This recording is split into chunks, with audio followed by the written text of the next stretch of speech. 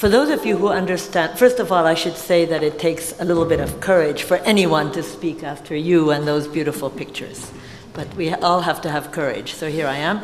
If for those of you who understand French, the last words that Claude Lorius, who's really a world-class scientist who I've had the privilege to know for many years, when he says, now that we know, quelle était la phrase en français? Maintenant que vous savez quel est mon. Oui, now that we know, what are we going to do? And that is the whole quest of my life. We know so much already.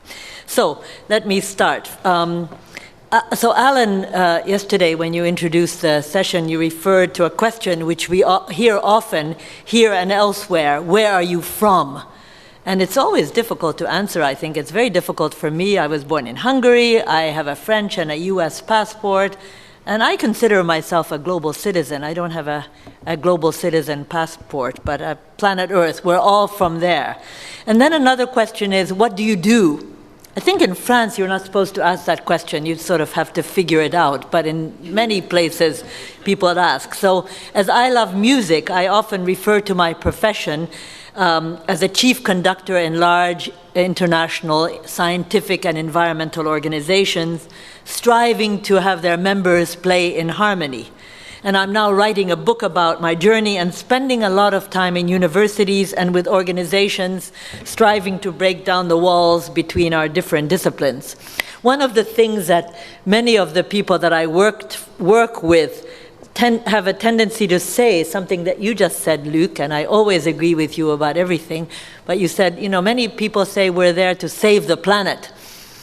And that's very nice, but actually just remember that the planet would be fine without us, would be very fine indeed. So there are 7.5 billion of us on this planet, and behaving harmoniously with each other and with planet Earth, which is our only home, there is no planet B, is a big challenge. And as I tend to look at the glass half full, and my goal is just that, harmony and well-being for all of us, and that's an issue that's difficult, including every living creature, including ourselves, of course, every living species on Earth, including those beautiful trees that you just showed. So we had an interesting exchange about the title of this panel, which started out as Threatened Landscapes. And I'm grateful to Alan and to Andrew for having accepted my suggestion as a newcomer here to have a less gloom and doom type of message and a spirit to our conversation, which is why you've accepted to call this The Promise of Landscapes. I have to say that I'm going to use the term nature, which I think is more easily understood by people outside than landscapes. And I want to also say that as I came here yesterday, and it's not my first time on the Vaporetto, looking across, this is also a landscape. Urban landscapes are also part of our landscapes, water and beautiful buildings. So I was inspired by this morning's session and by Gillian's lunchtime poetry. John reminded us that we need a panoramic observation of nature, which in my mind is not just to serve as the basis for artistic work, which is what he said, but also for all the decisions that we have to make to arrive at my goal of harmony and universal well-being. I also love John reminding us that Newton missed the chance to see the relationship between things, which Goethe apparently understood, but which is still an uphill struggle for most of us. And then Andreas told us that we have to get into things properly, to get into things to properly understand them. So there's so much in common between the artistic community and where I come from. So among the environmental and the so-called sustainable development community, of which I am a full-fledged member, we have been using the term landscapes just for the past decade or so, although I suspect that very few people in my world really understand what this fully means. So I was the Director General of the International Union for Conservation of Nature, IUCN, for many years. And IUCN's definition of landscapes, while much too dry, is accurate by stating that landscapes and seascapes are areas where the interaction of people and nature over time has produced an area of distinct character with significant ecological, biological, cultural, and scenic values, and where safeguarding the integrity and interaction is vital to protecting and sustaining the area. So you can see one of my leitmotifs, another musical term, is to break those disciplines. And frankly speaking, the scientific and the cultural communities, for example, rarely speak together. So I think a more important thing, just like the end of your film there, is what do we do with landscapes? Now that we know so much, what do we do? So I think these landscape approaches seek to provide tools and concepts for allocating and managing land to achieve social, economic, and environmental objectives in areas where agriculture, mining, and other productive uses of the land compete or seem to compete with environmental and biodiversity goals. So we might have been more honest from the outset had we said that landscape approach would be useful to arrive at a more coherent policy about nature than has been the case up to now. And I think coherent is a key word here. So Alan mentioned last night, and I don't think I deserve this, when he briefly introduced me during dinner, that I'm supposed to be knowledgeable about governance issues. That is actually what does that mean, governance? We use it all the time. What do we human beings do? How do we deal with each other and with the planet? And I actually don't think that anyone is a great expert in this, as you can see if you read the newspapers every day. But this is an area which really does interest me, and I hope that we can move along on this together. So one useful tool to arrive at a good policy is we do need legal frameworks for this. And for example, one of these useful tools is to create and manage wisely, it's not enough to create, so-called protected areas. So now we have a goal of protecting 17% of the terrestrial domain and only 10% of the blue part of our planet, which takes up 70% of our home. So it's ridiculously low. But we should be, I think, much more ambitious. So today, and our goal is to do this by 2020, which is tomorrow. Today, less than 4% of the oceans, taking up 70% of our planet, and a little more than 15% of the terrestrial surface of the planet are protected. So just in case you don't know, what exactly is the definition of a protected area? It's a clearly defined geographical space, recognized, dedicated, and managed through legal and other effective means of governance. And this is very important. And protected areas are a mainstay of well-being, of humanity's well-being, of biodiversity, conservation, and also contributing to people's livelihoods.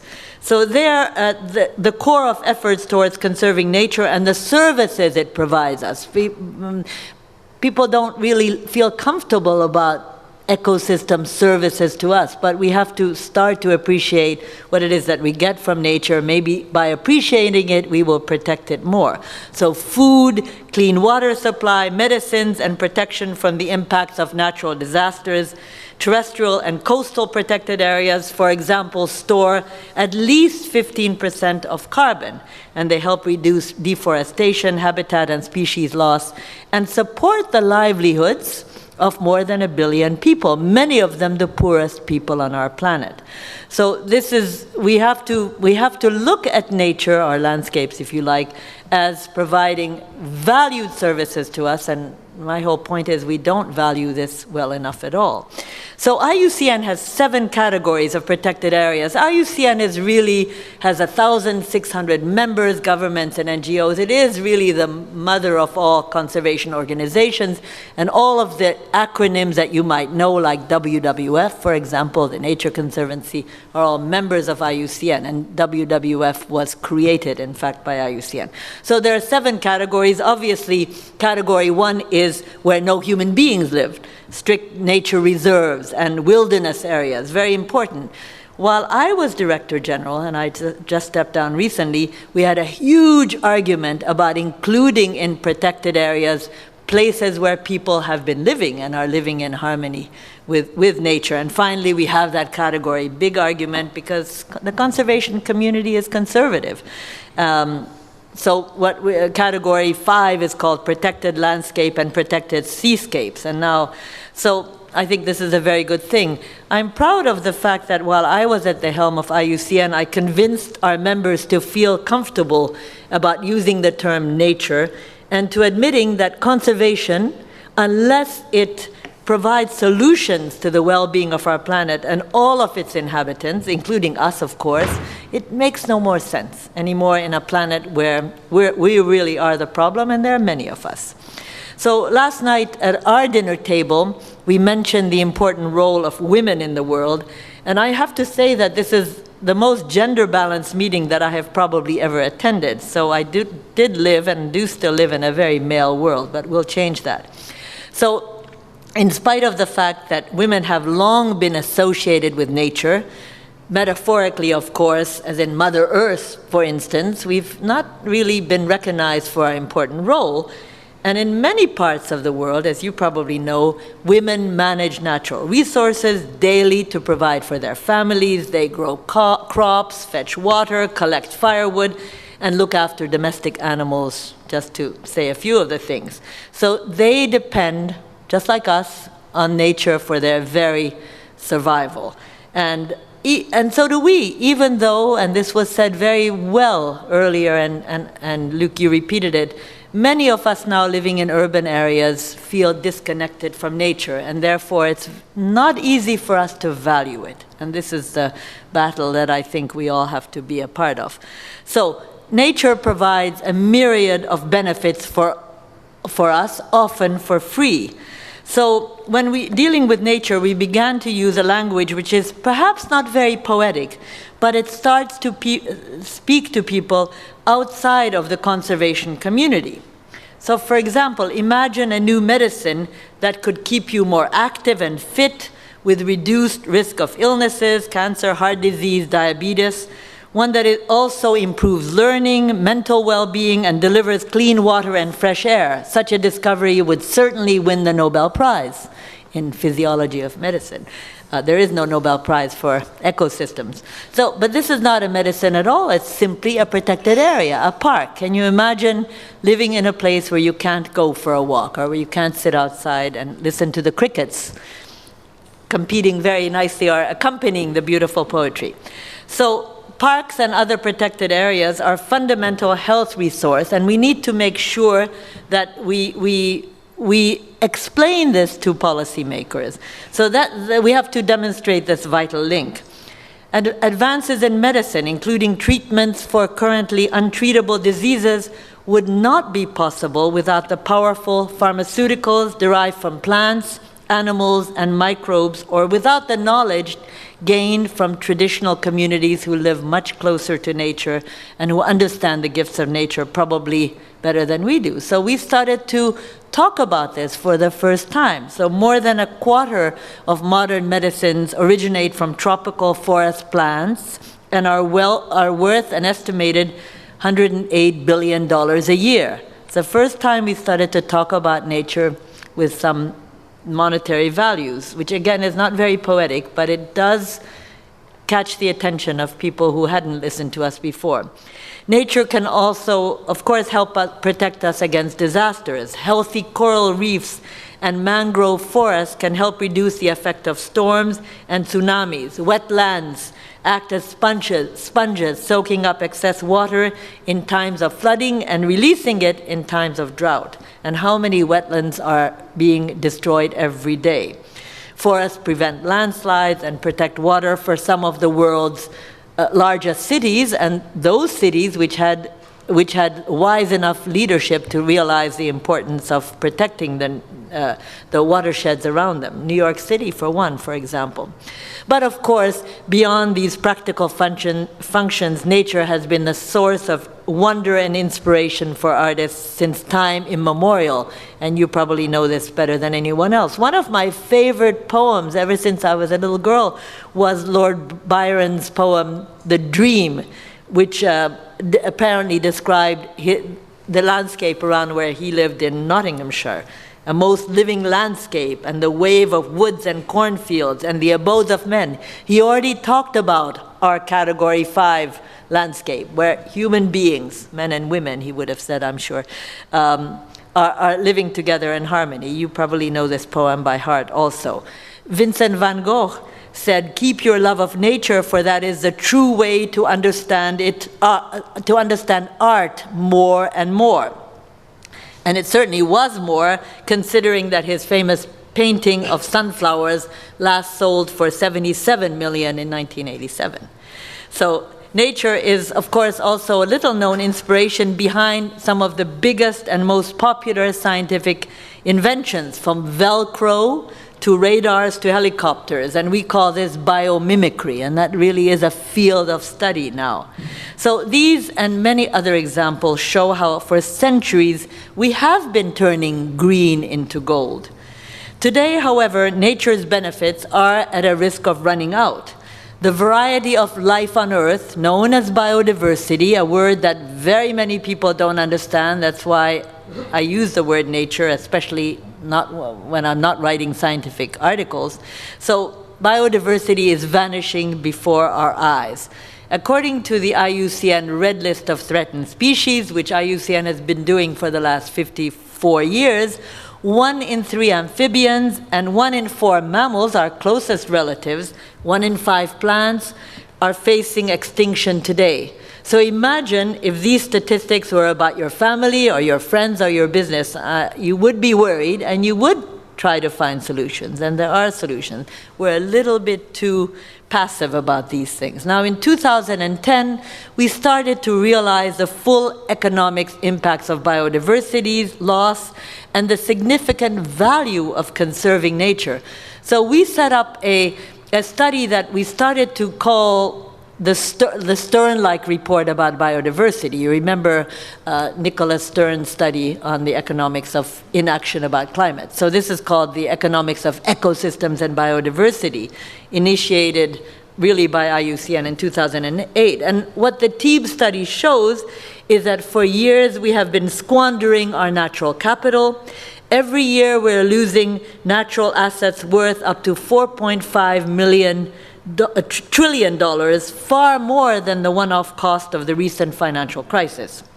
But in the case of nature, and this is the problem, you don't see rescue packages and bailout plans being pledged at an emergency summit called by the world's finance ministers, and nature is certainly not represented at the UN. The problem is, of course, that these dramatic losses are often invisible. They do not show up on balance sheets, nor are they discussed in corporate boardrooms. They do not appear in national GDP statistics or drive government's policy decisions. And I'd be glad to talk to you all a little bit more informally about some work going on and starting to rethink the definition of GDP, which served us well for a while, but it doesn't include this natural capital. So just very quickly, in 2010, world leaders committed through the United Nations, about which I have mixed feelings, frankly, but they did commit, every single government, to a decade of action to stop the destruction of nature and rebuild our natural capital. More and more companies are realizing that caring about the environment is not only to improve their image, but it is a key to business success. And consumers are slowly but surely becoming increasingly aware of how their choices affect the environment.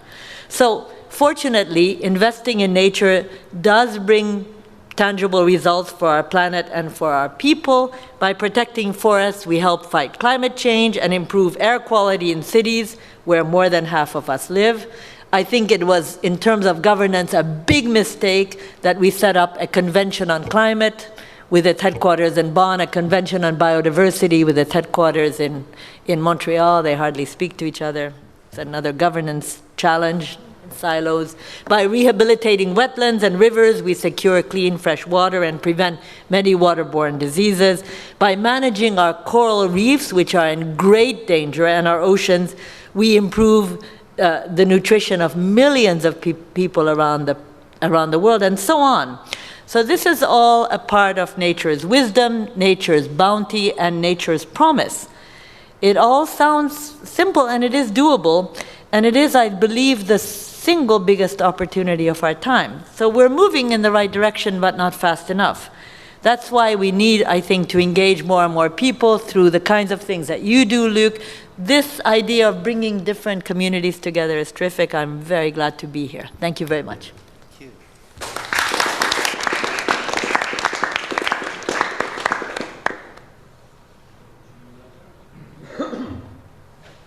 Right, thank you very much. Those were two very interesting presentations on a matter about which I can't find anything to disagree, because after all, we all are beginning to understand the extent of the environmental problem, the fact that it is a worldwide problem, and the difficulties of making any individual contribution to its solution. So what I was proposing to do was to reflect a little bit more on the motives that we all individually have for taking the environment seriously, and how, in general, we should relate to it, and in particular, how we should relate to the landscapes in which we situate ourselves.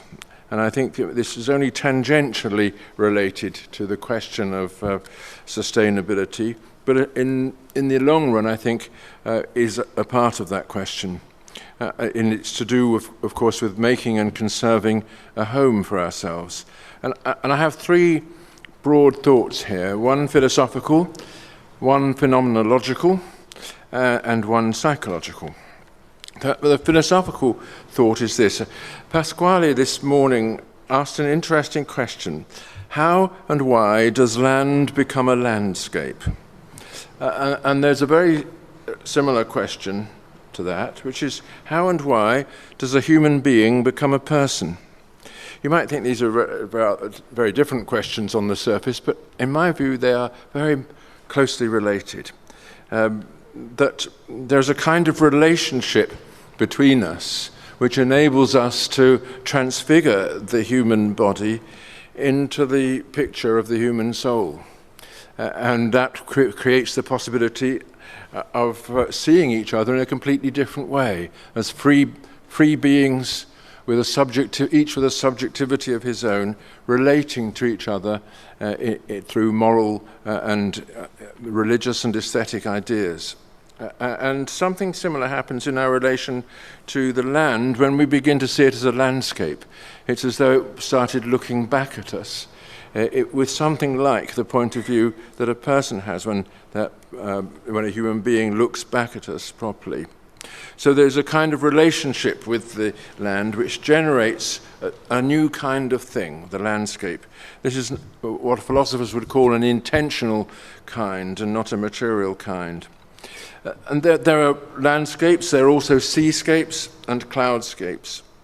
And all three, I think, were born for us in Western civilization at the moment when outer and inner came into correspondence, when the earth, the sea, and the sky, and all the rest of nature were no longer seen as objects to be struggled against, but as fellow subjects, so to speak, in relation to us, that we're not standing against them as something completely different, but that we are relating to them as our home and as the things which partially identify us as what we are.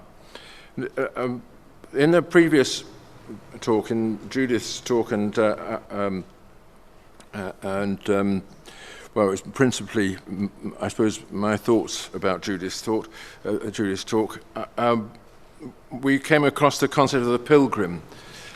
The pilgrim I see as somebody crossing spaces which are objects in order to arrive at the unique subject space that is his goal. The place of martyrdom, or the place that had been visited by God, as in Judith's pictures of the Mount Sinai. The sacred place is a place which, as it were, has its own subjectivity.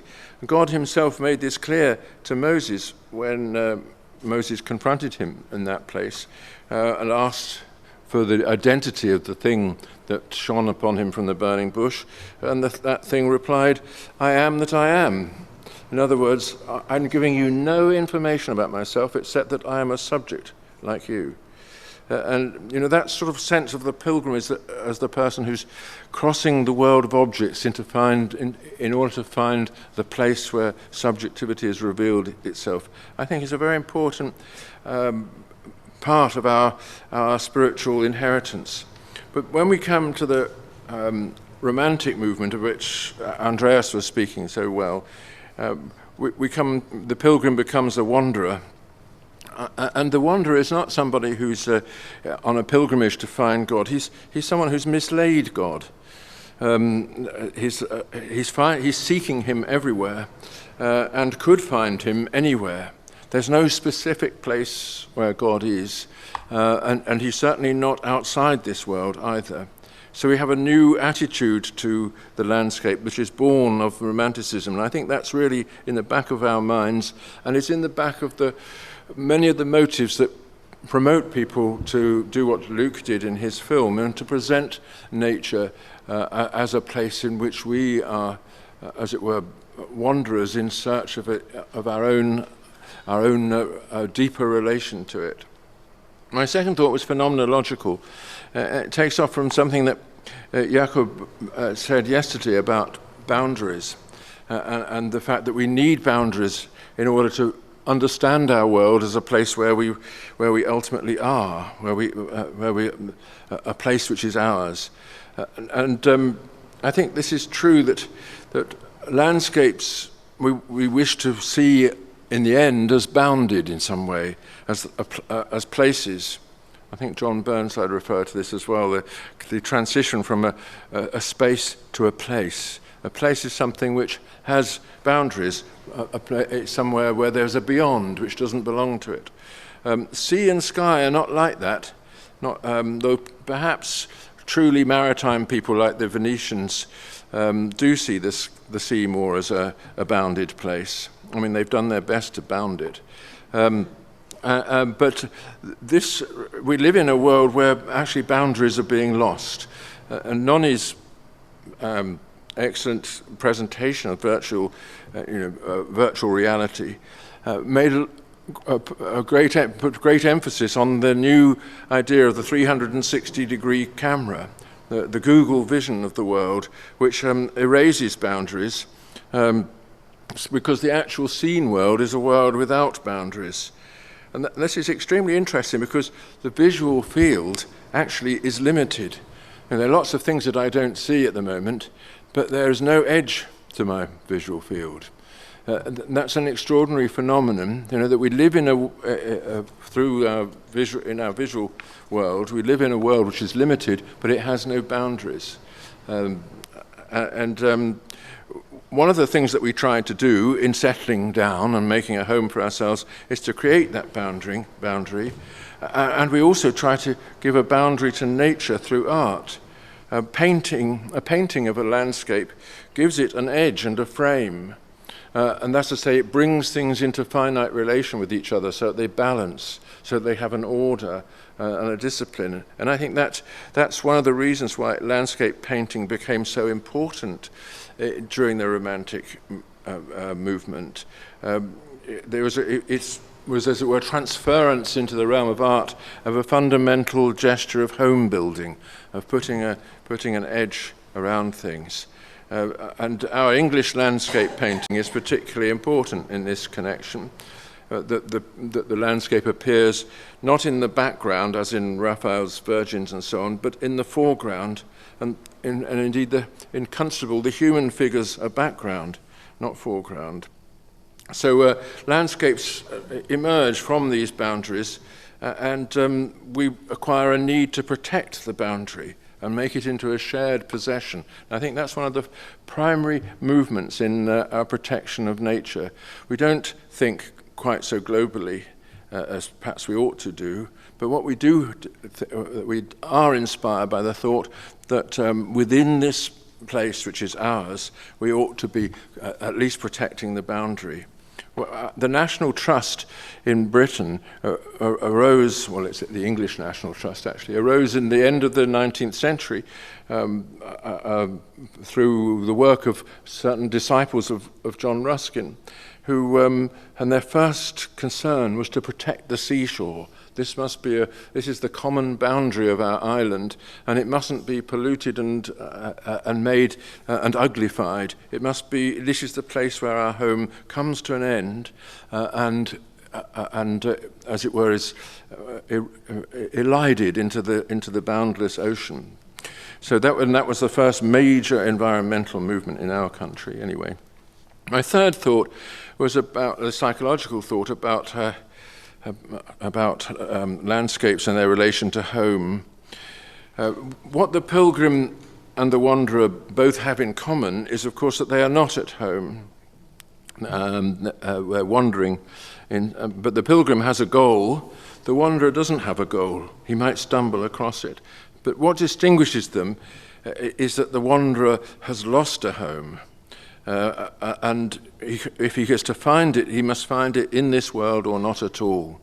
Going back to Andreas's agenda, I think the greatest work of art which expressing the wanderer idea is Schubert's Winterreise, the song cycle describing, evoking, expressing the moments in the steady desolation of a human soul who has looked for made a stab at getting a home of his own and failed, and has turned out into the winter landscape, and seeing reflected in all the works of nature his own alienation from it, and finally joining that quintessential wanderer, the lyre man, the organ player. Right, so the pilgrim is seeking the place in time that is visited by the eternal. He is not in poignant opposition to the places through which he wanders, though maybe that should be qualified a little. When Byron wrote Childe Harold's Pilgrimage, he didn't mean pilgrimage, I guess. He meant wanderer, his wandering. But interesting enough, all the places that Childe Harold wanders to are places that are made holy by other people's gods. They're places where people store their gods, so to speak. And that's perhaps one of the ways in which wanderers can keep hold of the world, as Byron did. But other people's gods are usually looked after by other people's women, for whom Byron didn't have an enormous amount of respect. So there we are. Those are my thoughts about where we are.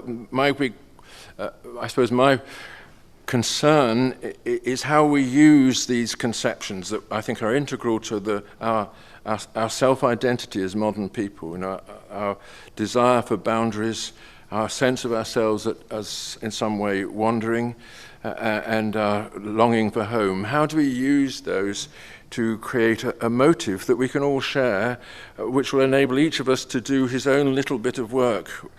Because these big schemes are probably beyond us. The Czechs always say that there is no solution except drobná práce, small-scale work, and that's all that they've ever done. And you might say that's why they got into such trouble. But nevertheless, small-scale work is better than no work at all. So I would recommend that way of seeing things that I've been outlining, and I hope that we can all come together to protect our own little bounded sense of home.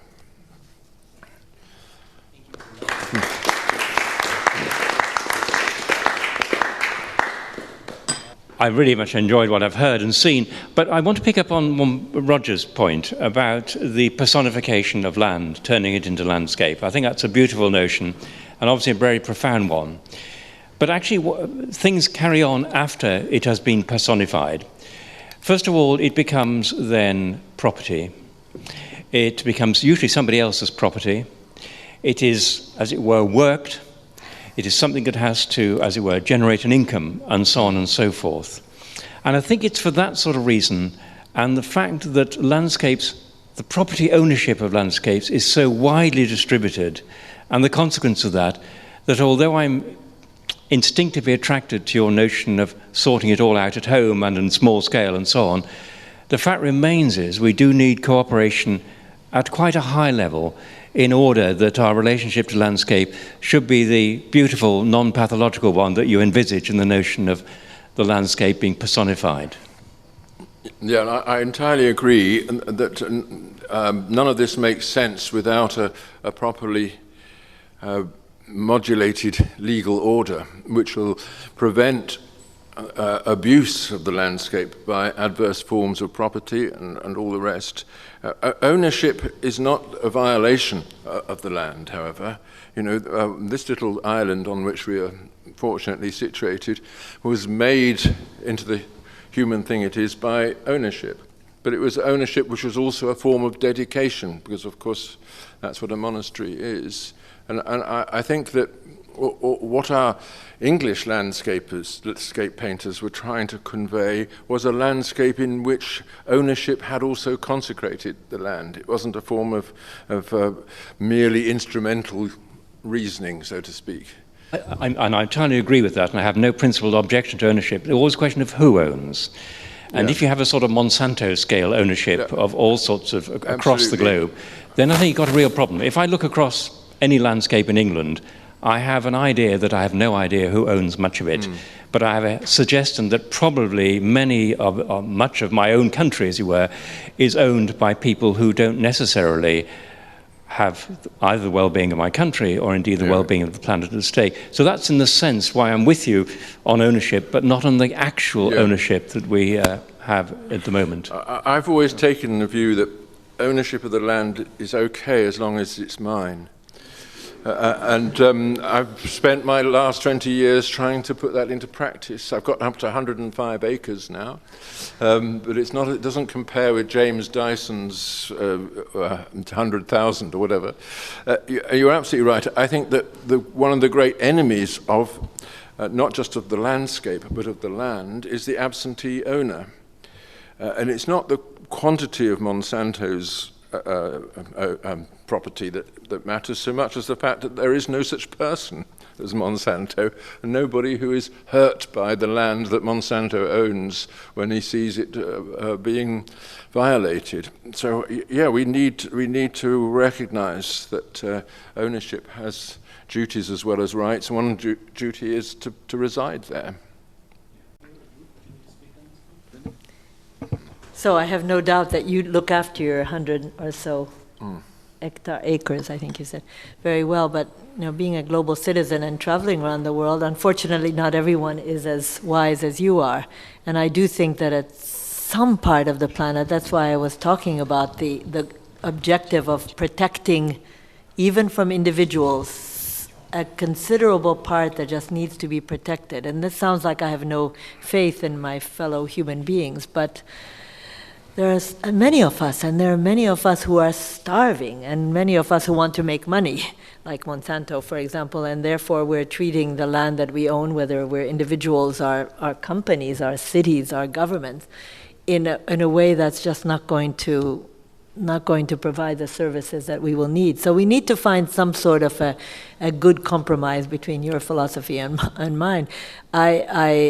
I said that I see the glass half full, but I am also a realist that we need some help. And you agreed with me in one of your points when you said we do need some sort of a wise legal framework. Now, this doesn't look very possible today as we open our newspapers and we see the leadership that's in place, but we just need to be sure to educate our children and their children so that they see that this is global commons. And I think we need to start looking at the planet as our common home. And therefore I think we need to try to figure out a way to share it in an equitable way. Again, you know, there are millions of people and billions of people who have nothing. And that's unacceptable as far as many of us are concerned, I think. So how do we bring about that new form of governance? It's a big challenge. Yes, I used to go in places where there is no owner, so it's a bit different point of view, but it's interesting because if you go on the human spacey point of view, you feel that it's a common good. The problem for me is to find the scale of good policy to say we must share, or we must find a fair way to protect everything. Just give you an example. When I was in the primary forest in Peru, I was in contact with local people, with aborigines, and some trees around us were more than 20 more than 200,000 euros. And who I am to say to these local people, you don't have to cut this tree, because this tree is very important for the common destiny of the human. And this is the same for the polar region. This is the same for the ocean as well. And for me, the main problem now is for this kind of ownership. We will probably have to go out of the boundaries, to go at the spacey level, to have like a common brain, to say, okay, if I'm speaking at the level of humanity, we have to take care of everything. But if we go in that direction, we are breaking all the rules, because we are breaking all the local problems. We are breaking the UN as well. So for me, this is a very big challenge. Well, now I'm not sure if I'm just stating the obvious, and I still have the microphone, but I can't help but wonder. I do understand that the concept of ownership gives you some sort of investment in taking care, theoretically, in taking care of your land, but I feel like that might be sort of part of the problem that got us here, and that this idea that we own nature and that it's ours, and that therefore, you know, if there's empty nature, that we can go and own it, and we can put a pipeline in it if we have enough money in it to do that. And I can't help but wonder if there's anything that we could discuss of ways of changing the mentality to stewardship from ownership, because how can you say that you own tree that's 300 years old? You know, like, who owns that? That tree doesn't think you own it. And like, then you say, I own it, I can cut it down. I feel I would love to hear how, if there's anything you could say on changing the mentality that kind of got us into this situation in the first place. So that's a great question, Alison. I mean, I refer to the fact that there are people thinking about rethinking the economic system which drives our societies, the GDP, and the whole idea of paying for the services of nature, payment for ecosystem services, paying for the stewards of the nature, paying that indigenous person a fair share of protecting that tree, because a tree is not only interesting for his community, but it's interesting for all of us. Paying the people in the Amazon, which when I first used to go to the Amazon, I had no idea. I just thought it was beautiful. Now I go there and I feel like I'm in a cathedral. Those trees are breathing for me and the other side of the ocean. So I think that the economic discussions about rethinking the economic basis, paying for the stewardship, I think it's something that we need to get involved in. And I just want to say that, you know, the entire world, and I'd be glad to have a discussion over a big drink about the UN system, for example, our governance system, set up 70 years ago in a totally different world. We need to have the courage to really try to change that, and it's not easy, obviously. Those people love to live in New York and Paris and Rome, and so, but that's another discussion. But all the governments of our planet, 196 of them, agreed on these goals for what they call sustainable development, which is another term that most people on the street have no idea what it means. But the definition is to think beyond our passage through our life here on planet Earth. I like the way a British former ambassador to the UN defined it as sustainable development, treating the earth as if we intended to stay. And think about how you know, when you own your own home, you intend to stay at least until the end of your life, and you treat it, you're very careful when we're passing through. I didn't make my bed this morning, and it looks terrible because this wasn't really my room. I should have made it, but that's not such a big harm. But anyway, treating the earth as if we are intending to stay, just changing their mindset about our role on this planet, our only home, and we're just here for increasingly longer time, but still we're not going to be here forever. And some of us have children and grandchildren. But we really have to look at us as a part of the human family, if possible, and rethink the economic basis, rethink the way we're organizing our global governance. That takes courage, and it's a lot of work, but I think it has to be done. Only one remark, really, which is that we do have, I mean, different countries have different legal provisions, but we do have laws and regulations in Europe, and especially in Britain, which prevent people from doing things like cutting down an old tree. But if you told a farmer that he can't cut down an old oak tree, which is worth £2,000 as timber, you have effectively stolen £2,000 from him, and that might be absolutely necessary, that £2,000 to him. So there has to be compensation, and I think one of the things that everybody has got wrong is the whole issue of subsidies to farmers and subsidies to rural people generally, which are conceived as though they were being paid to produce their crops or not produce them sometimes, whereas in fact the real reason for subsidizing farmers is to compensate them for not doing with the landscape what they might do to make it profitable.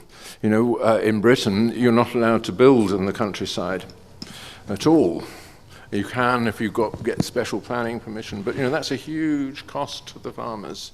It's the only asset they have is their land, and they're not allowed to use it for its its sole commercial value. So, I think getting the whole business of compensation right, and that applies to third world nations as well, obviously, even more so. I think that anyway. That's just an answer to your worry to some extent. Maybe it's important maybe to do things. It's interesting to go in the tree's point of view, because you will have a consideration of the time absolutely different. And when, like a big tree in the tropical forest, you are living for 8 centuries, you can maybe support that people are crazy during 25 or 50 years, because it means nothing. So it's drive us to consider the problem in our point of view, because for the trees, because for the planet itself, there is no subject. There is absolutely no problem. And it drives me to the other remarks. There is a lot of things when we are talking about the nature which are out of the power of the money. If you want to rebuild the forest, and if you have no more seeds, if you have no more animals to transport the seeds, you can do everything you want. It doesn't work, because it's clearly impossible. And now I think that we have to consider this power. What are we able to rebuild or not? And for me, this is a very interesting border in matter of every decision we could take for the future.